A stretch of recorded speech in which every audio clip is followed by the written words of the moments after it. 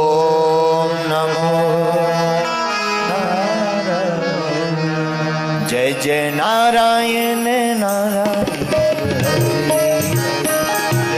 नारायण नारायण हरि हरि लक्ष्मी नारायण नारायण हरि लक्ष्मी नारायण नारायण हरि हरि तेरी लीला सबसे प्यारी प्यारी हरि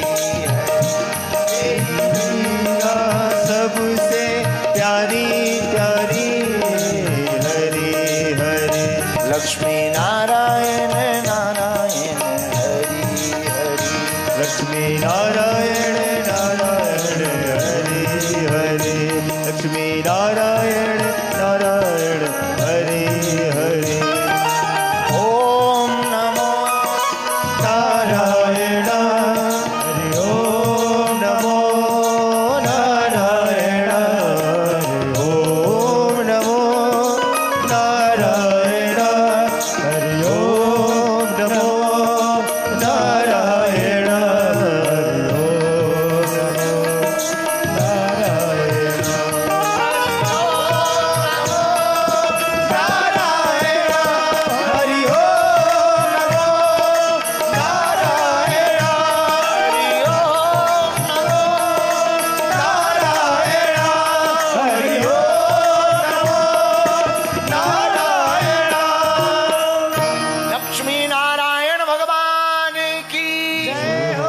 बद्रीनाथ भगवान की परम भागवत श्री उद्धव जी महाराज की परम भागवत श्री नारद जी महाराज की सत्यनारायण भगवान की जय हो।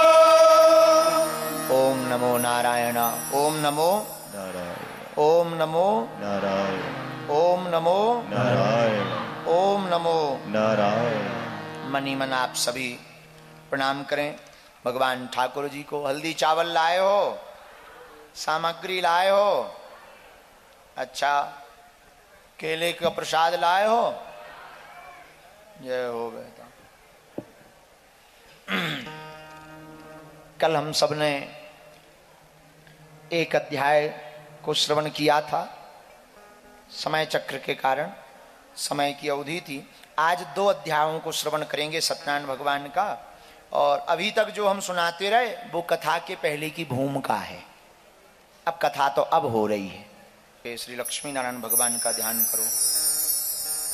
भगवान श्री हरि विराजमान है, शेषनाग सैया पर लेटे हुए हैं। माँ लक्ष्मी माता उनके चरणों की सेवा कर रही हैं। इस मुद्रा में भी 4 भुज रूप में नारायण भगवान हैं। एक हाथ में शंख लिए, एक हाथ में चक्र लिए, एक हाथ में वज्र लिए, एक हाथ में पद्म लिए, बनमाला पहने हुए इन 4 भुजाओं के स्वरूप का मन ही मन ध्यान करो। शेषनाग के फण लहरा रहे हैं। श्री नारायण भगवान विश्राम मुद्रा में अर्ध नेत्र खुले हुए हैं, अर्ध नेत्र बंद हैं। इस मुद्रा में श्री नारायण भगवान लेटे हुए हैं। उनका मन ही मन ध्यान करते हुए मन ही मन प्रणाम करो। अपने अंतःकरण में श्री विग्रह को चिपकाने का प्रयत्न करो। इस विग्रह को अंतःकरण में स्थापित करने का प्रयत्न करो कि प्रभु का यह विग्रह हमारे मन में विराजमान हो जावे। हमारे मन के द्वार, कपाट, सब जगह सर्वत्र जहां हम देखें अंतःकरण में बाह्यमुखी, अंतर्मुखी और बाह्यमुखी दोनों जगहों पर हमें श्री नारायण भगवान के इसी रूप का विग्रह का दर्शन होवे। ऐसी मन ही मन आप प्रार्थना करो। अपने माता पिता गुरुदेव को भी प्रणाम करो। श्री लक्ष्मी नारायण भगवान की जय हो।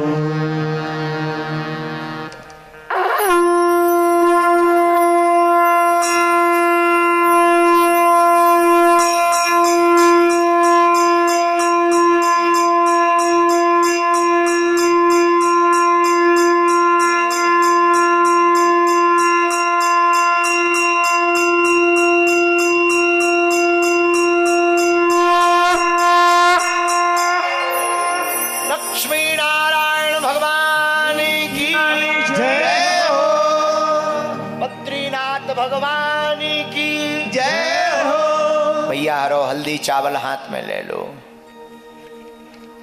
कल हम आप सबने एक अध्याय की चर्चा को श्रवण किया था। आज सत्यनारायण भगवान की द्वितीय अध्याय की कथा को सुनेंगे। श्री सत्यनारायण भगवान की ओम गम गणपतिये नमः। ओम गम गुरुवे नमः।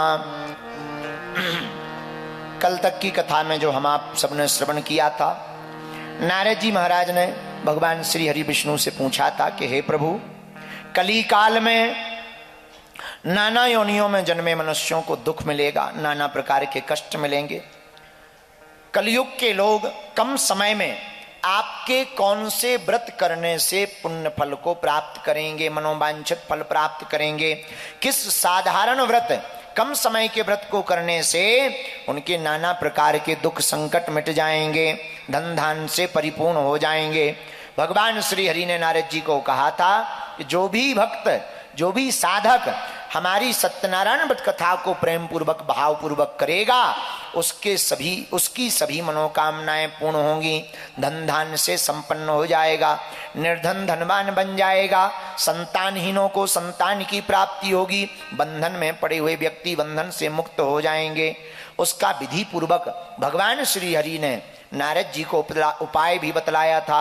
अब द्वितीय अध्याय में श्री सूत उवाच, अब दूसरे अध्याय में वर्णन आता है जिन्होंने सत्यनारायण भगवान की कथा को किया उनको क्या क्या फल प्राप्त हुआ। कश्चित काशीपुरे रम्ये, काशीपुरी नगरी में एक ब्राह्मण रहता था। वह अत्यंत निर्धन ब्राह्मण था। भूख प्यास से व्याकुल होकर के वह ब्राह्मण नित्य पृथ्वी पर घूमा फिरा करता था। भगवान ब्राह्मणों को बड़ा प्रेम करने वाले हैं, क्योंकि रामायण में भी वर्णन आया, विप्र धेनु सुर संत हित लीन मनुज अवतार। भगवान ब्राह्मणों से बड़ा प्रेम करते हैं। ब्राह्मण को, निर्धन ब्राह्मण को देख करके भगवान को दया आ गई।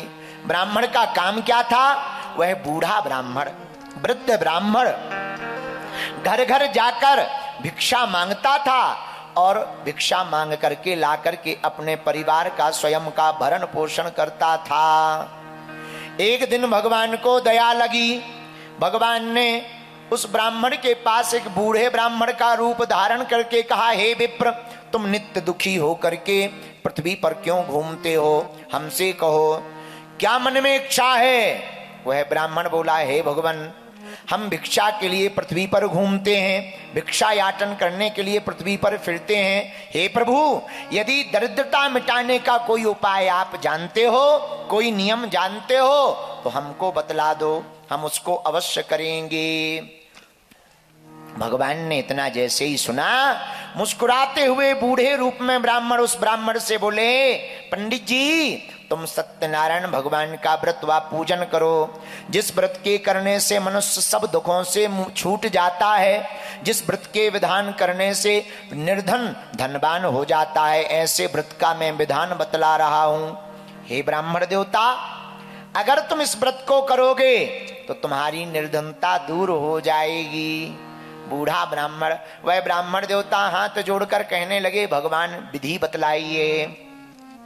भगवान ने सत्यनारायण भगवान की विधि बतलाई, जो कल हमने आपको बतलाई थी। शाम के समय कथा को करना चाहिए, व्रत रखना चाहिए और बंधु बांधवों को बुलाकर साठी का चूर्ण ना हो तो गेहूं का चूर्ण, और गेहूं के अभाव में साठी का चूर्ण, शक्कर, गुड़, केले का फल आदि सब सामग्री को रख करके बंधु बांधवों को बुलाकर, ब्राह्मणों को बुलाकर इस व्रत को करना चाहिए। ब्राह्मण देवता को उपाय बतलाया। भगवान उपाय बतलाकर अंतर ध्यान हो गए। उसके बाद जब अंतर ध्यान हुए तो वह ब्राह्मण अपने घर को गया। ब्राह्मण रात्रि काल में उसको नींद नहीं आई। हमको उपाय तो कह दिया कि व्रत को करो, व्रत को करने से निर्धन धनवान हो जाता है, पर हमारे घर पर तो फूटी चवन्नी नहीं है, फूटी कौड़ी नहीं है, हम कहां से इस व्रत को करेंगे। पर प्रातः काल उस ब्राह्मण ने उठकर संकल्प लिया। देखो संकल्प में कितना बल होता है। संकल्प लिया आज भिक्षा में हमें जो भी धन मिलेगा उस धन से हम सत्यनारायण भगवान की कथा को करवाएंगे। ऐसा मन में प्रण ले लिया ब्राह्मण देवता ने। प्रण लेकर के भिक्षा याटन के लिए गए, भिक्षा मांगने के लिए गए। भगवान की बड़ी कृपा हुई, उस दिन उनको 4 गुना भिक्षा में धन प्राप्त हुआ। ब्राह्मण देवता भगवान को धन्यवाद कहने लगे, जय हो प्रभु, आज ही हमने संकल्प लिया था, आज ही आपने हमारी सुन ली। खूब संपदा प्राप्त हुई। जैसे ही बहुत संपदा प्राप्त हुई तुरंत ब्राह्मण देवता अपने घर को आए, बंधु बांधवों को बुलाया, ब्राह्मणों को बुलाया, भक्ति पूर्वक सभी सामग्री को एकत्रित करके सायं काल के समय ब्राह्मण देवता ने सत्यनारायण भगवान का व्रत किया। भगवान से प्रार्थना की, हे प्रभु, अगर हम पर कृपा होगी तो हम हर महीने आपकी व्रत कथा सत्यनारायण की कथा को करवाएंगे, सत्यनारायण भगवान के व्रत को करेंगे। भगवान भक्ति भाव पूर्वक इस व्रत के करने से प्रसन्न हो गए और खूब आशीर्वाद भगवान ने दिया। वह ब्राह्मण उस व्रत के प्रभाव से सभी दुखों से छूट गया एवं खूब धनवान हो गया। ब्राह्मण बड़ा प्रसन्न हुआ। उस दिन के बाद वह ब्राह्मण प्रत्येक महीने सत्यनारायण भगवान के व्रत को करने लगा। ऐसे सत्यनारायण का व्रत जो करेगा वह पापों से छूटकर दुर्लभ मोक्ष को प्राप्त होगा। श्री सूत जी बोले, हे विप्रो, हे ऋषियों, इस व्रत को जो भी पृथ्वी पर करेगा वह मनुष्य सभी दुखों से छूट जाएगा, उसके समस्त दुख नष्ट हो जाएंगे। ऐसे श्री सूत जी ने अपनी वाणी से कहा। ऋषियों से कहते हुए कहा, सूत जी बोले, हे मुनियों, और सुनो, इस ब्राह्मण की देखा देखी करके और किसने सत्यनारायण भगवान के आशीर्वाद को पाया। एक दिन वही ब्राह्मण धन के और विस्तार के लिए सत्यनारायण की कथा कर रहा था, भावपूर्वक श्रद्धापूर्वक अपने भवन में। लेकिन उसी समय एक लकड़ी बेचने वाला लकड़हारा वहां से निकला। उसने बहुत भीड़ को देखा पंडित जी के घर पर, तो लकड़ियों का गट्ठा बाहर रख दिया, अंदर भवन में पहुंच गया। सत्यनारायण की कथा उसने कभी सुनी नहीं थी, देखी नहीं थी। भावपूर्वक जब देखा बड़ा प्रसन्न हुआ। जब सत्यनारायण की कथा पूरी हो गई तो ब्राह्मण देवता ने चरणामृत दिया, भगवान का उसने चरणामृत पिया। पंजीरी का प्रसाद दिया, उसने प्रसाद पाया। हाथ जोड़कर ब्राह्मण से पूछा, हे देव, ये कौन सा व्रत है, इसके करने से क्या फल मिलता है, कृपा करके हमको विस्तार पूर्वक बताइएगा।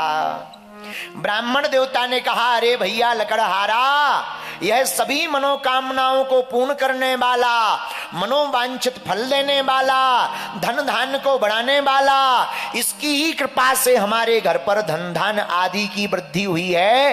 हे लकड़हारे भैया, यह कोई और नहीं, श्री सत्यनारायण भगवान का व्रत है। लकड़हारा बड़ा प्रसन्न हुआ। महाराज, जब तुम्हारे धन धान बढ़ गया, पहले तुम्हारी भी स्थिति हमारे जैसी थी, अब बढ़िया हो गई, अब हमारी स्थिति गड़बड़ है।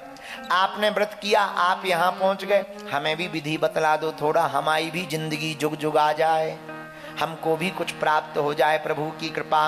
ब्राह्मण देवता ने विस्तार पूर्वक लकड़हारे को नियम बतलाया, विधि बतलाई। प्रसाद पाकर, जल पीकर वह लकड़हारा अपने घर को चला आया। पर मन ही मन में चिंतन करता हुआ आया कि आज ग्राम में लकड़ी बेचने से जो भी धन मिलेगा उससे मैं सत्यनारायण भगवान के उत्तम व्रत को करूंगा। भगवान की ऐसी माया, भगवान क्या नहीं कर सकते जिस पर भगवान की कृपा हो जाए। रामायण में वर्णन आया, जा पर कृपा राम की होई, ता पर कृपा करे सब कोई। जिस पर राम की कृपा होती है उस पर सभी लोग कृपा करने लगते हैं। लकड़हारे ने कहा, हे प्रभु, अगर हमारी लकड़ी बेचने से बढ़िया धन मिलेगा तो हम सत्यनारायण भगवान के व्रत को करवाएंगे।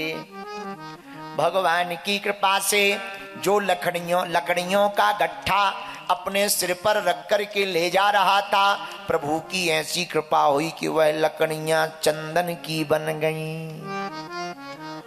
तो पहले के दिनों में काष्ठ मूल्यम च द्विगुणम प्राप्तवान सौ, उसको दुगना धन प्राप्त हुआ लकड़ियों का, इतना आज तक नहीं मिला। उसने कहा बढ़िया उपाय है, सोचने और संकल्प करने मात्र से दोगुना धन मिल गया। वाह! उसने तुरंत लकड़ियों को बेचकर धन से सामग्री खरीद कर ऐसे सुंदर नगर में जैसे ही उसने लकड़ियों को बेचा, हृदय प्रसन्न करते हुए केले का फल, शक्कर, घी, दूध, गेहूं का आटा, इसके अभाव में साथ में सवा सेर इकट्ठा किया। सब सामग्री को एकत्रित करके आनंद के साथ अपने घर आया। भाइयों को बुलाया, बंधुओं को बुलाया, भूदेव ब्राह्मणों को बुलाया। सायंकाल समय उस लकड़हारे ने सत्यनारायण भगवान के व्रत को करना प्रारंभ कर दिया। पंडित जी ने कथा को गाया, सत्य का व्रत दिलवाया, सत्य पर चलना, सत्य ही बोलना, सत्य पर ही अपने जीवन को व्यतीत करना, इसी से नारायण प्रसन्न होंगे। लकड़हारे ने व्रत ले लिया और संकल्प किया, सत्यनारायण भगवान की कथा को सुना, उसने सबको प्रसाद पाया। पूरी रात रात्रि जागरण किया, कीर्तन किया। इसके प्रभाव से वह धनवान हो गया। इस लोक में समस्त सुख भोग कर अंत में भगवान के लोक को गया। इति श्री स्कंद पुराणे रेवाखंडे सत्यनारायण व्रत कथायाम द्वितीयोऽध्याय समाप्ता। बोलो वृंदावन बिहारी लाल की जय। सत्यनारायण भगवान की जय हो। चढ़ा दो हल्दी चावल।